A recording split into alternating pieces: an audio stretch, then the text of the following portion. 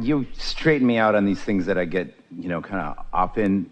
It's 2018 now, and it seems like to me, but it might just be me, but it seems like everybody is in this time when, if we're not on the path of the higher vibration, trying to stay with that higher part, listening to that part of ourselves, we get banged around a lot more down at the bottom. It's always been that way, but it is more that way because as more of you live, more contrast, more of you are asking.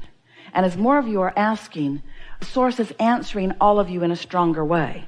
So the non-physical part of you is offering its influence in a stronger way because of the increase in the momentum of what you're asking for.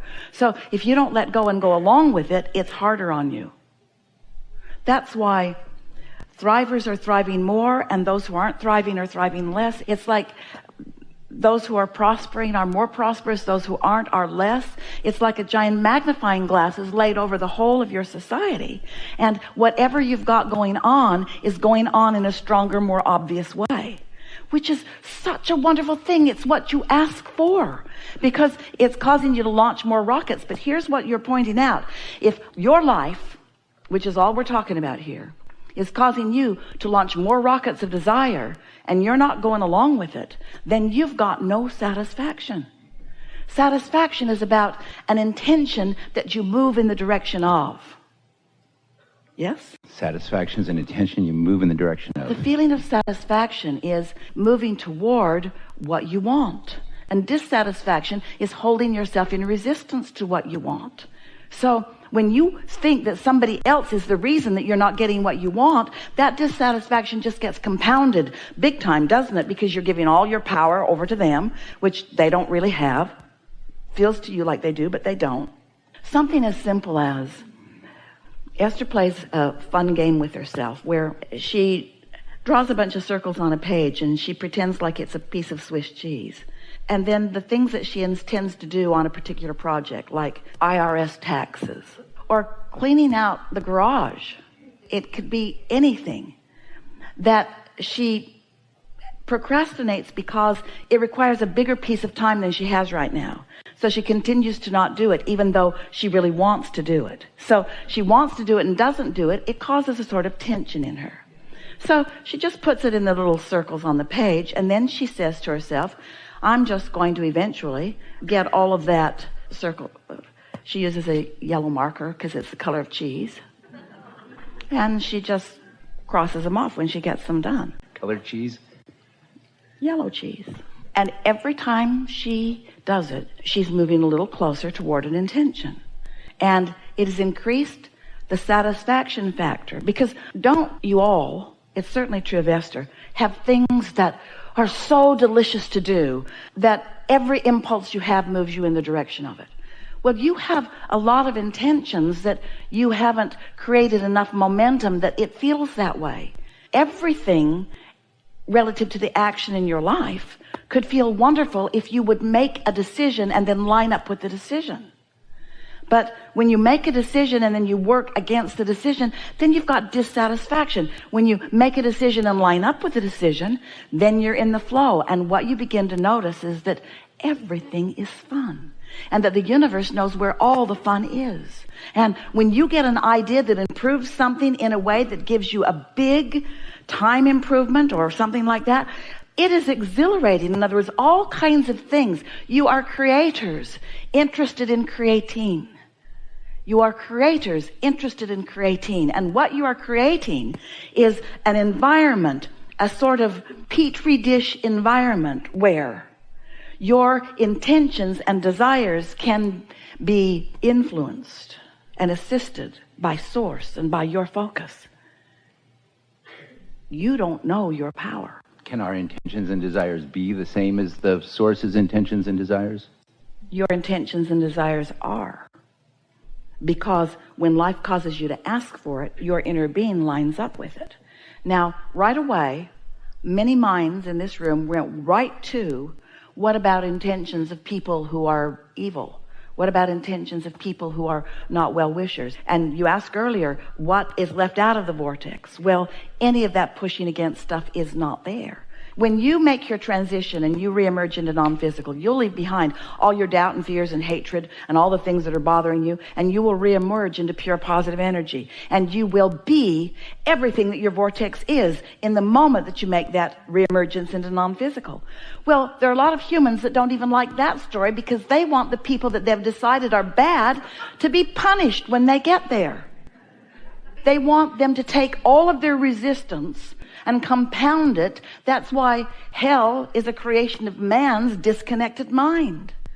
And it seems so real because you can really get on that trend where you are really blocking out all of the well-being. And when you're blocking well-being, well, we understand how it feels.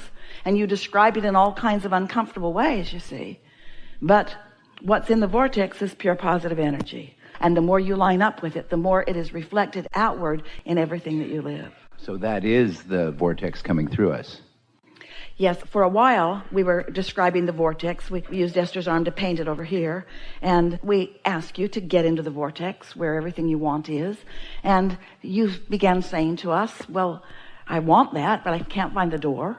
And then we began explaining to you that the vibrational content, the vibrational atmosphere, let's even call it the vibrational frequency of the vortex, is something that you can achieve. And when you do, what's in the vortex then is realized by you. So you say, well, I want my money to come out of the vortex and into the bank. That's how it happens.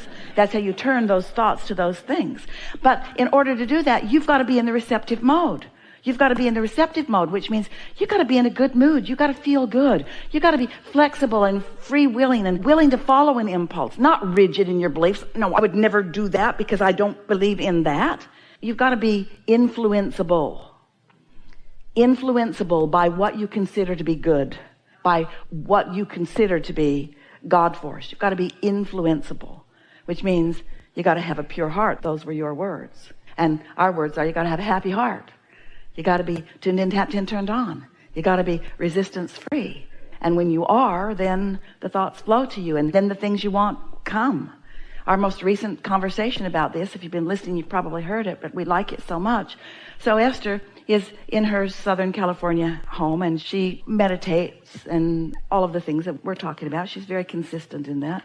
And so one morning she came out of meditation completely in the receptive mode, and the impulse that came to her was to go to her remote that operates her televisions in the house and her sound systems and figure it out. She had not ever been able to figure it out. But she had that impulse, and the impulse was so strong and it felt like such a good idea that she sat down, and in what felt like a miraculous experience, she understood it.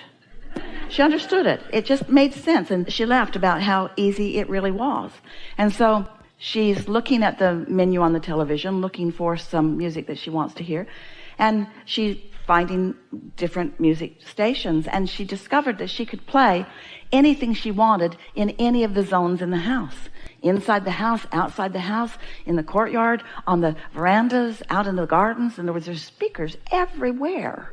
And now Esther has control of what they do. And so she's moving through it and having a really good time. And then she found a station, rap. And she just felt this strong urge to just stay there. And even while she had the urge to stay there, she's thinking, how odd is this? And how fun is this? So she listened and listened and listened and listened and heard and began moving. She really liked it. She listened and listened and listened and listened. And then she turned it all off and went on with her day, left the house. The next day she got up, meditated as she always does.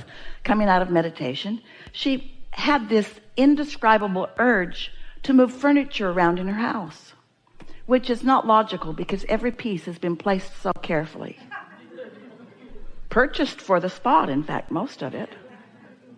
But it all looked wrong. She thought, I need to move it all, but it's heavy. I need someone to help me. So she got on the internet and found 2 men in a truck, and she called them and said, I need 2 men. Don't need a truck, but I need 2 men. They can bring the truck, but I really just need 2 men. They can bring their truck, but I don't need their truck because we're not moving anything far. And they could come right over.